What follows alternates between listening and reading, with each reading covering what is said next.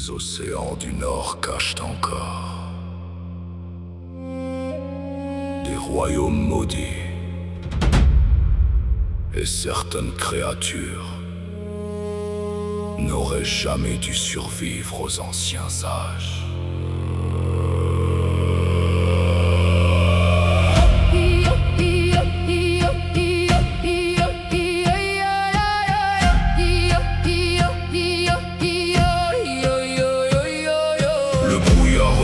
Les mers glacées, pendant que les guerriers rament concentrés. Le ciel devient sombre malgré le jour, comme si les dieux craignaient les alentours. Puis au loin surgit une montagne immense, sortant des océans dans un silence étrange. Des falaises noires couvertes de vieilles runes, perçant les tempêtes et la brume. Les guerriers débarquent dans le brouillard du nord. Le silence semble murmurer la mort, et dans la roche une immense porte oubliée attend encore sous les symboles du passé.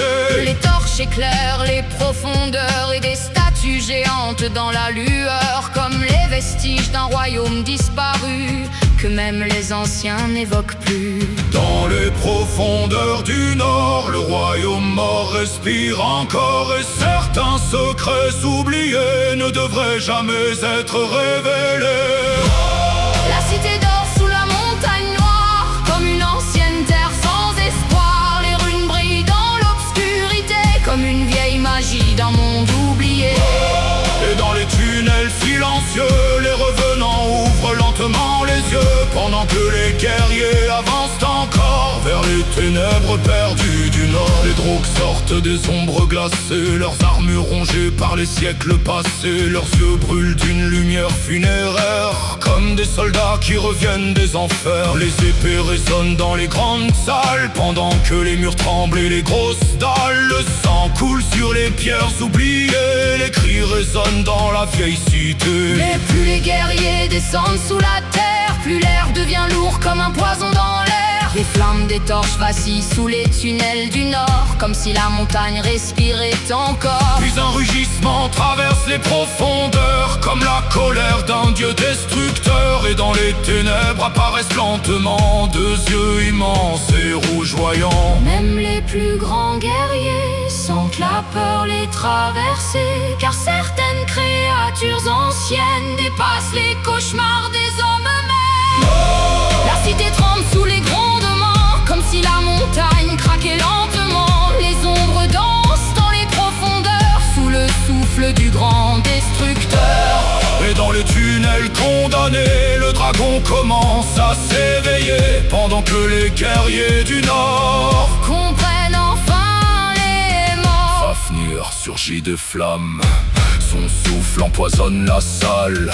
Ses grandes écailles noires brillent comme un démon sorti d'une cynique prophétie. Le dragon fracasse les colonnes anciennes d'un seul mouvement de sa queue. Des guerriers sont projetés contre les murs, pendant que d'autres se mettent à l'abri dans des coins obscurs. Puis les sphères de poison traversent les airs, comme un déluge des enfers. Les armures fondent sous le venin, et plusieurs hommes tombent encore en vain. Et les vikings refusent de reculer, même face aux monstres enragés.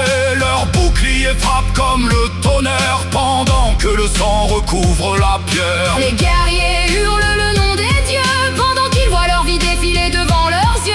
Et dans la dernière bataille des profondeurs, le fer du nord affronte la peur. Hey, même les dragons peuvent tomber. Hey. Les grands guerriers vikings refusent de céder, mais cette victoire arrachée doit être payée par le sang Le versé. roi ensanglanté grimpe sur les ruines brisées, sa hache ruisselle du sang des damnés. Puis dans un dernier rugissement du nord, il saute et fend le crâne du dragon, d'où il prend le chemin de la mort. Fafnir hurle dans les montagnes noires, comme un ancien dieu tombant, perdant sa gloire. Puis le dragon s'effondre dans les flammes, sous les regards des survivants et des hommes. Mais autour du corps du monstre ancien reposent les guerriers tombés non pour rien.